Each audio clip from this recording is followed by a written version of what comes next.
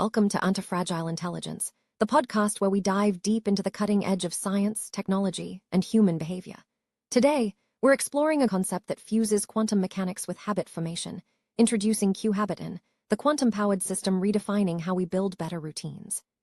From entangled habits to futuristic predictions powered by quantum machine learning, we'll unpack how this revolutionary approach could transform not just our daily lives, but our understanding of ourselves. Get ready for an electrifying journey into the quantum realm of habits. Welcome back, everybody, for another deep dive. This time, we're going way out there. Get ready to explore Quabitin. QuHabitin. Yeah. It's this wild new system that uses, get this, quantum mechanics to try and help us build better habits. Wow, using quantum mechanics for something like remembering to floss. Well, I know, right? It's pretty mind-blowing. Definitely a very unique approach, that's for sure. It takes, like you said, the principles of quantum mechanics and tries to apply them to how we form habits. So instead of just checking things off on our to-do list, We're diving into the quantum realm. in a way, yeah. Yeah. It treats each habit like its own quantum particle. They call it a QuHabitin. Oh, hold on. Quabitin. So we're talking about like a super high-tech habit tracker? Exactly. But, and here's where it gets really interesting. Instead of a yes or no, did it or didn't, it uses probabilities. Probability. Like in quantum mechanics, where it's not about whether something will happen, but how likely it is. Okay, so instead of saying, I will meditate every day for 10 minutes, it's more like, It's saying there's a, say, 80% chance, based on my past behavior, that I'll meditate today. I see. So that probability can go up or down depending on... Whether you succeed or fail, each time you do the habit, the probability increases, making you even more likely to do it again. And if you fail, well, The probability drops. It's like it's learning from my actions. But wouldn't a regular habit tracker do the same thing? I mean, just tracking how many times I succeed. kind of. But Quabitin takes things a step further. It factors in the difficulty and frequency of each habit. So a harder habit that you only do once a week will have. A lower initial probability of success, exactly, versus something you do daily. But there's one more thing. Remember we were talking about quantum mechanics? QuHabitin uses the concept of entanglement to model how your habits can actually affect each other. Wait, entanglement, like my morning meditation habit could be entangled with. With your evening workout, yeah. So if you meditate, it actually increases the probability you'll also work out. Whoa, hold on. Are you saying they're connected by like some invisible force? That's the idea. It gets represented in the system by adding an imaginary component to the probability. Makes things a lot more dynamic. Our behaviors, they aren't isolated. They're all part of a larger web, right? Okay, I think I'm starting to see how this all fits together, but I gotta be honest, it does sound a little out there. Like if I wear mismatched socks, does that mess up my workout because my sock matching habit is entangled with it? Huh? Not quite. It's more about how some habits can sort of prime you for success or failure in other areas. Think of it this way. If you consistently meditate every morning, Yeah. it might increase the probability of you working out later, not because of magic, but because that sense of accomplishment, the mental clarity you get from meditating, it sets a positive tone for the rest of your day. Okay, so it's more about creating a positive feedback loop. One success kind of boosts the likelihood of other successes. Precisely. And it works the other way, too. Failing at one habit can have a negative ripple effect. Ah, like a domino effect. But how does QuHabitin actually know which habits are entangled? Does it just assume or... That's the cool part. It doesn't assume anything. It learns your individual patterns over time So if I'm more productive in the mornings, it'll pick up on that. and adjust the entanglement accordingly. It's constantly looking for those connections between your habits the more data it gathers. The better it understands how everything's connected. This is getting really interesting. So how does this all play into, actually scoring my progress? The scoring system. Now that's where things get even more interesting. It's not just about checking boxes anymore. Oh, tell me more. Well, it incorporates a few things. We've got the success rate, obviously, and the difficulty, frequency, and the entanglement factor. Okay, break it down for me. How does all that get turned into a score? It starts with something called a manifold factor. Imagine like a map of all your habits. A map. This map, we call it manifold. It uses a technique called multidimensional scaling to basically arrange your habits based on things like their difficulty, frequency. Okay, so habits that are similar are... Closer together. The closer they are, the more likely they are to reinforce each other. The manifold factor rewards you for building a good, well-rounded system of habits, not just focusing on isolated actions. So If my habit of making my bed is close to meditating on this map. You get bonus points for building that synergy, exactly. But wait, there's more. More! Hit me with it. There's also a topological factor. This one is where things get really fascinating. A topological factor? What in the world is that? This is where Quabitin uses a really cool field called topological data analysis. It basically studies the shape of data. So it uses this thing called persistent homology to look at the shape of your habit manifold, that map we talked about. So it's looking at how all my habits are structured, how they connect to each other, not just individual habits. Exactly. It rewards you for having a well-structured system, the more interconnected everything is. The higher my score. Wow, the scoring system is like incredibly complex. It's amazing how QuHabiton pulls in all these different things, quantum mechanics, data analysis. But does it actually work? Well, that's the million-dollar question, isn't it? Mm. It's still pretty new, but to really understand it, we need to look at how it uses quantum machine learning to actually predict your future success. That's where things get really wild. Okay, now you've got me hooked. I can't wait to hear about how QuHabitin predicts the future. But let's take a quick break. We'll be right back to explore this quantum machine learning magic and how it applies to building those better habits. Okay, so we're back and ready to unpack this quantum machine learning side of QuHabitin. So we've talked about how it sees habits as these, quantum particles, how they can get all entangled, and there's a super intricate scoring system too. But now, predictions. Is my habit tracker about to start telling my fortune? Not exactly a fortune teller, but it does have a way of predicting how likely you are to succeed with each habit. And it uses this thing called, it's a mouthful, a variational quantum classifier. The VQC. VQC, yeah. It's basically a quantum machine learning model. Acts like a detective, Okay, the VQC detective. What does it actually do? It analyzes all the data that Quabitin gathers about your habits. Everything, really. The difficulty, how often you do it, how successful you are, your score even. And it uses that to predict, well, how likely you are to keep doing the habit going forward. Wow, so it's not just looking at what I've done, but like searching for trends to figure out what I might do next. That's pretty amazing.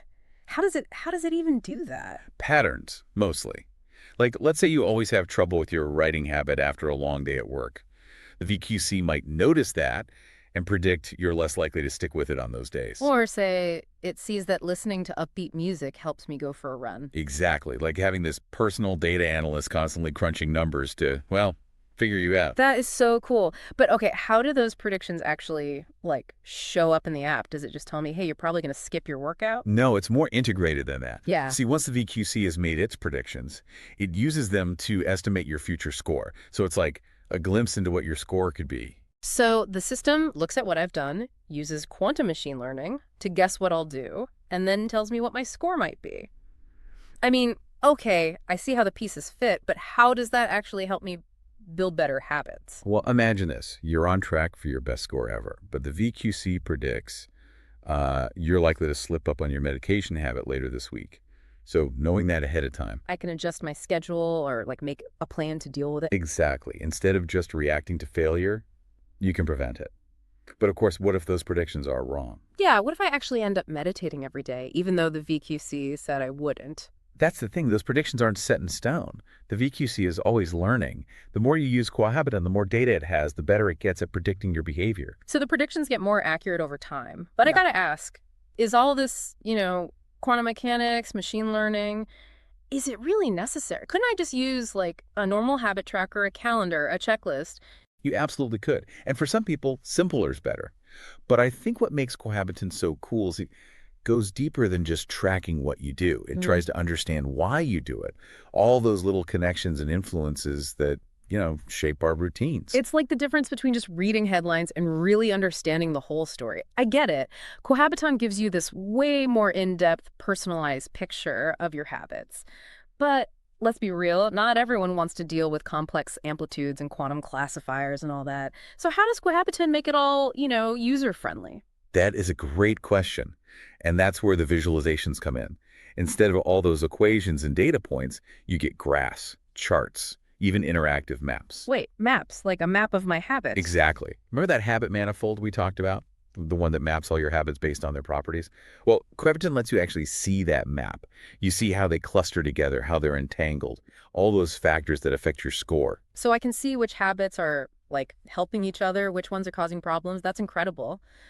But what about the predictions? Are those visualized too? They are. Imagine seeing your meditation habit glowing green, because the VQC predicts you'll nail it, but then your workout habit is flashing red because, well, you tend to skip it after a long day. Oh, that would definitely motivate me to get off the couch and get moving. It's like having a personal coach right there in the app, pointing out those pitfalls and opportunities. So has anyone actually built this app, or is it still just like a concept? It's still early days, Yeah. but there are teams working on it, trying to Yeah. make it, easy for anyone to use. That's so exciting. I bet a lot of people would be interested in a quantum-powered habit tracker.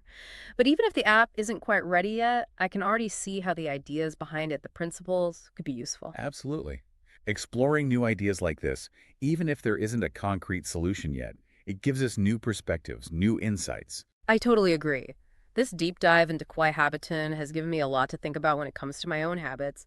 But I gotta be honest, I'm still a little, I don't know, hesitant about the whole quantum part. It just seems so out there to apply to something like my daily routine. I get it. It's not something we're used to thinking about, Yeah. right?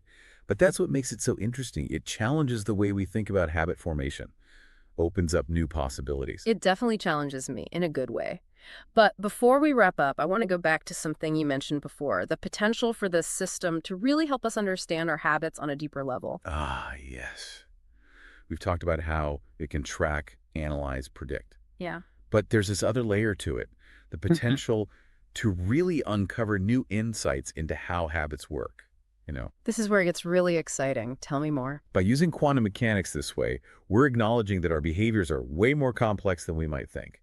It's not just willpower, it's understanding all those little factors that influence us. So not just checking boxes, but understanding what drives us. Okay, but how does QuAbitin actually do that? Well, remember how it represents habits as these quantum particles Hmm. with probabilities of success and failure? That approach, while abstract, it actually reflects how our brains work on a neurological level. Our thoughts, emotions, actions, they're not set in stone. They're possibilities that are constantly being shaped by our experiences. So the quantum model is like a mirror for the processes in our brains. Wow. But how does that give us practical insights? By studying how people interact with Quabitin, we can learn more about how habits form in the brain, like seeing how that entanglement plays out in real life. It teaches about the connections between different behaviors. That is so fascinating, like using this high-tech habit tracker to peer inside our minds, and maybe those insights could lead to even better strategies for changing our habits, right? Exactly. It brings together quantum mechanics, machine learning, neuroscience, all to unlock the secrets of human behavior. We've covered so much today. Complex amplitudes, quantum classifiers, the potential for research. It's been a truly mind-bending exploration. But before we finish up, I have one last question. Would you personally be willing to try out a quantum-powered habit tracker? I have to say, I am really intrigued by the possibilities using quantum mechanics to understand and optimize my own behavior. It's fascinating and, I'll admit, a little intimidating too. I feel the same way. It's a huge step from the usual habit tracking methods. But that's what makes it so exciting. It's about pushing the boundaries, thinking about ourselves in new ways. I think what's really cool about this whole QuAbiton thing is like how personalized it is. It's not just another one-size-fits-all approach to building habits, Yeah. It recognizes that we're all different, right? We have Right. our own unique set of behaviors, motivations. Quabitin gets that. It moves away from that generic checklist idea and gives you something that's actually tailored to you. The system learns from you, adapts to your strengths and weaknesses, even tries to predict how you'll react to challenges. It's like, A custom-made roadmap for your habits, basically, yeah, guiding you towards your goals in a way that, actually fits your life. that's a great way to put it. But let's bring it back to our listeners for a minute. What would you say to someone who's hearing all this and thinking, okay, this sounds awesome, but I don't know, I'm not sure I'm ready for a quantum-powered habit tracker just yet? I'd say that's totally understandable. It's a big jump from what we're used to, right? But even if you're not ready to go full quantum with your habits, there are still things you can take away from this. Oh, absolutely. Like what are some key things that people can use in their own lives, even without a fancy QuHabitin app? Well, first of all, Quabitin shows us that our habits are all connected. They're not just these separate things we do. They're part of a bigger system, one that influences our thoughts, our emotions, everything, really. So instead of just focusing on one habit at a time. We should think about how they all relate to each other. Exactly. If you're trying to build a new habit, Think about which of your existing habits might help you. Like if I want to start exercising more, maybe I should focus on getting enough sleep too, so I have the energy to work out. Perfect example. By recognizing those connections, you can make it easier to create lasting change. Yeah. And if you're struggling with a bad habit, Maybe there are other habits that are feeding into it. right? Look for patterns, triggers, anything you can address, like untangling a knot, You got to see which threads are pulling against each other. And sometimes just becoming aware of those connections is a huge step. I love that analogy. So it's about being more mindful, more intentional with our habits. It's not about blindly checking boxes. It's about understanding why we do what we do and using that knowledge to Shape our behavior, become more self-aware, take control instead of letting our habits control us. That's such a powerful message. It applies to anyone who wants to make a change, really. And, even though QuHabitin uses all these complex ideas, quantum mechanics and all that, the principles behind it, they're really rooted in basic human psychology. At the end of the day, it's about understanding ourselves better and then using that knowledge to create the lives we want. Couldn't have said it better myself. Well, this deep dive into QuHabitin has been incredible. It's been a wild ride exploring this crazy intersection of science, technology, and human behavior. It really has. And, who knows what's next for quantum-powered habit trackers? But the more we learn about ourselves, the better we'll be at making real, lasting change. Absolutely. Thanks for joining us for this deep dive into the world of QuHabitin. And until next time, keep exploring, keep experimenting, and most importantly, keep pushing those boundaries. For more details, please refer the GitHub repo /QuHabitin. Thanks for listening to the podcast. See you next time.